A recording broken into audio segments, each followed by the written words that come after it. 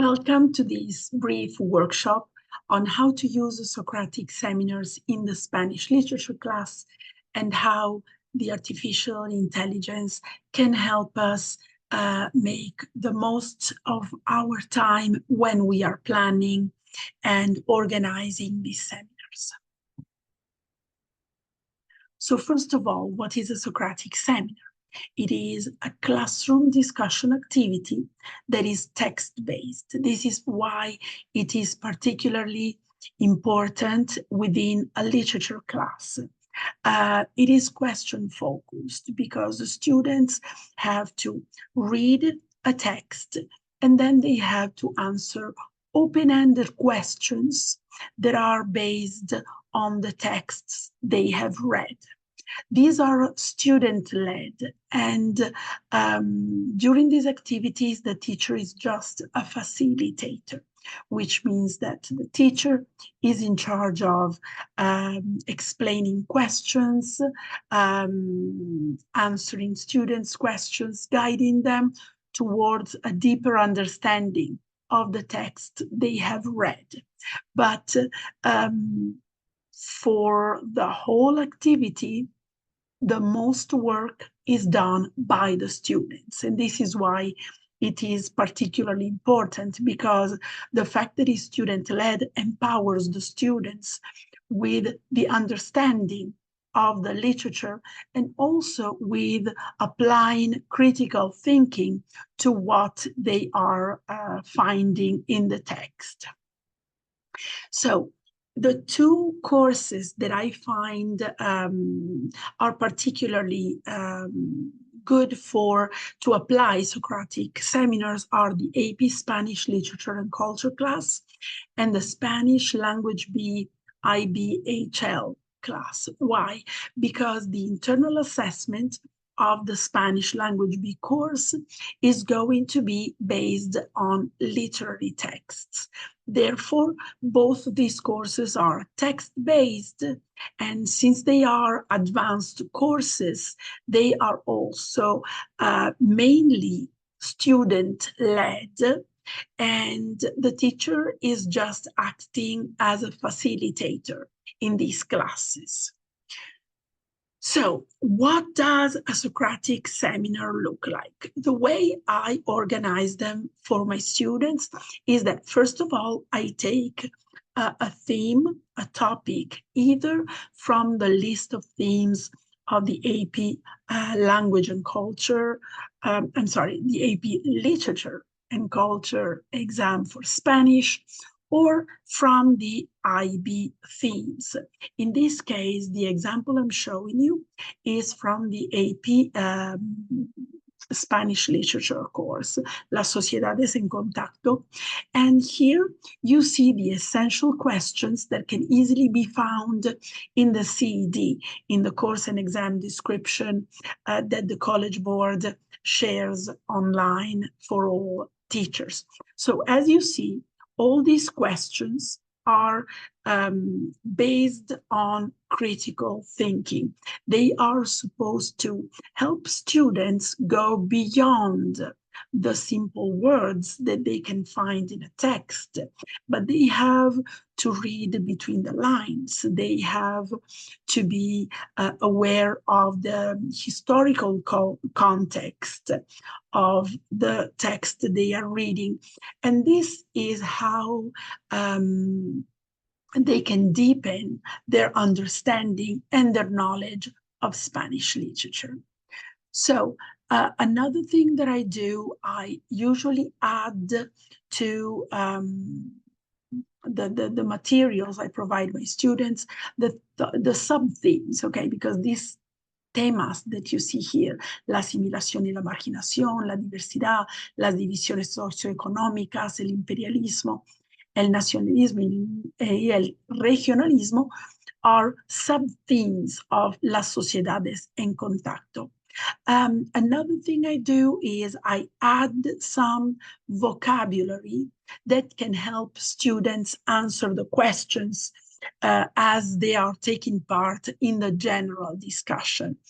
Taking part in the discussion is particularly challenging because especially for the AP Spanish literature class, the students are used to writing essays, to answering multiple questions. But that is a class where they are not mainly speaking, there is a lot of reading, there is a lot of writing. So with a Socratic seminar, students have to accept the challenge of discussing literature, which is also what makes them understand it more. But we do have to offer a good variety of vocabulary words that they can use and they can make their own in the end. Another thing that I offer the students, especially for the ones that may not be as confident when taking part in discussions, are the tallos de oraciones, the sentence stems that they can use to take part in the discussion. Para empezar, en mi opinión, these are very simple sentence stems, but very often students may find it easier to have them in front of their eyes when they are participating as a whole group to the discussion. Another thing I add is the list of texts. So for each Socratic seminar, as you see, we have 4 or 5 texts, not more than that, because very often the questions students are asked will ask them to compare texts, but we want them to understand and analyze the text quite deeply.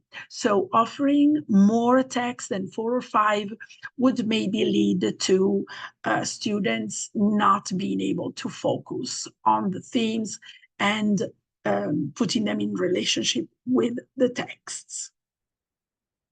Then I also add for the students a list of usually 15, 20 questions. I have so many in particular because I have a very big class.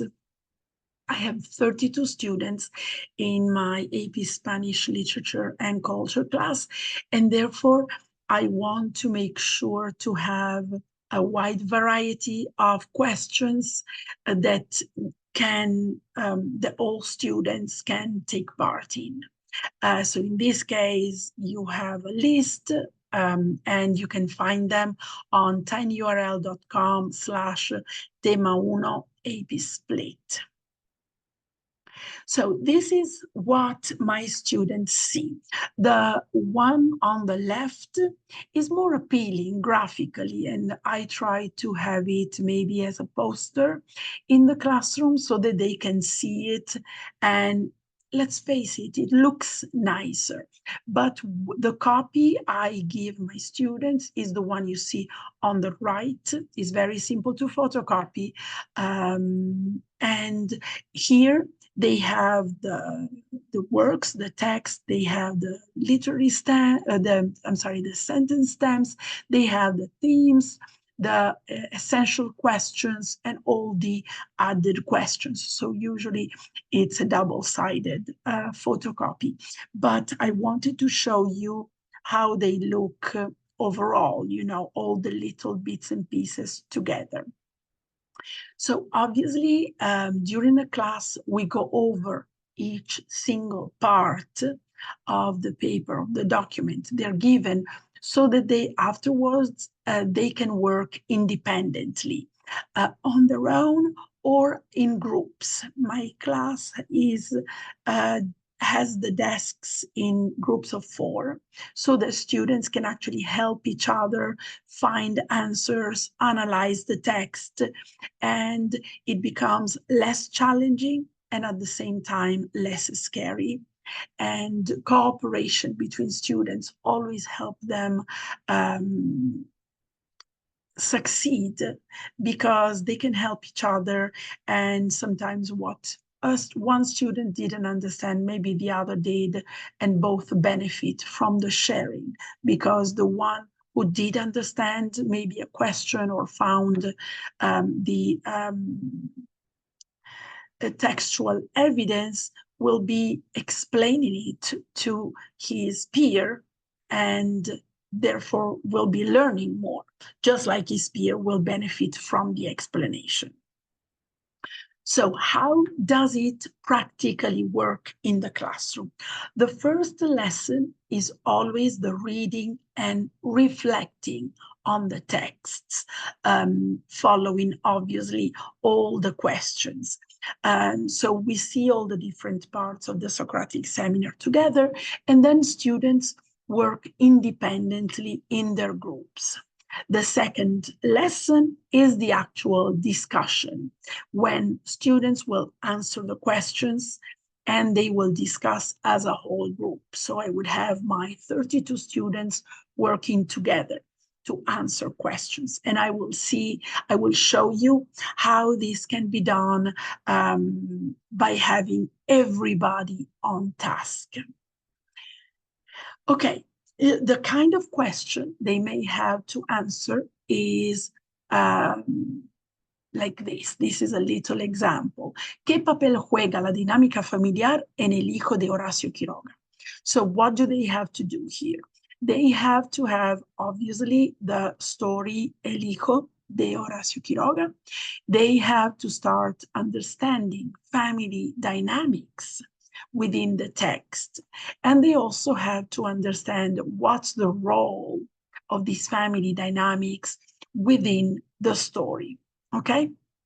So as you see, this is a review question because we have already read the text before, we have already analyzed it, but at the end of a unit, it may be important to just go over all the questions and all the texts so that students can memorize the meaning, can understand better, and can express their opinion on all the texts. Now, we're going to see the single individual parts of the forms I showed you before. So when we start the actual discussion activity, students have this form. They have to write their name, nombre de quien está observando, and then there are instructions for each one of these little rectangles. Every time one of the students in the classroom is speaking in the discussion, they have to write the name of the student in one of the rectangles.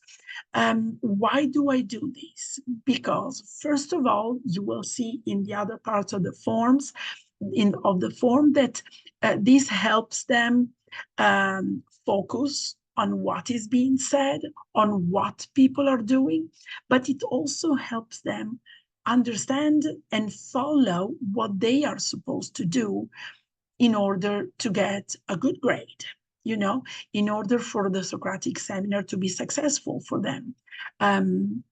So in this case, in this part, they just have to write down every time someone participates in the discussion. But then in this other part of the form, they have to write the name down of every student that is actually using textual reference, textual evidence. Every time they refer to the text, they also write down every time someone asks a question. But as I was telling you before, this is a way to understand what others are doing, but it acts also as a checklist for me to do when I'm taking part in the discussion. Did I refer to the text? Did I ask a question? Did I speak today during the Socratic seminar? So they actually really use this form, and they realize sometimes, oh, I didn't answer a question. So let me listen carefully and see if someone is asking a question so that I can answer. Or let me listen carefully to see if someone will say something that I had not thought about. Or let me refer to something that someone else said. One thing that happens often is that my students say, oh, I didn't say anything because someone else had already said what I wanted to say. So I tell them it's okay, because you can refer to what they had said and you can add something, or you can restate what you wanted to say. So this way, at the end, everybody is talking, everybody is sharing what they wanted to say, what they understood. And then on the back of the form, there are two questions to answer after the Socratic seminar is over, after the discussion. So what is the most interesting thing that one of your peers said? Or would you have added something to the discussion? Or rather, what would you have added to the discussion? This is a way to have them keep reflecting on the Socratic seminar, not just on the text, but what was said. Was it enough? Did we have a discussion that really took care of every aspect of the text that we read? Or maybe there was something that we could have really gotten deeper into. Okay, so how can we create, though, a Socratic seminar without spending too much time? This is where ChatGPT or Canva, the AI-assisted Canva, become very useful, because if we use the AI, we can ask the AI to come up with questions. We can ask the AI to come up with a list of vocabulary.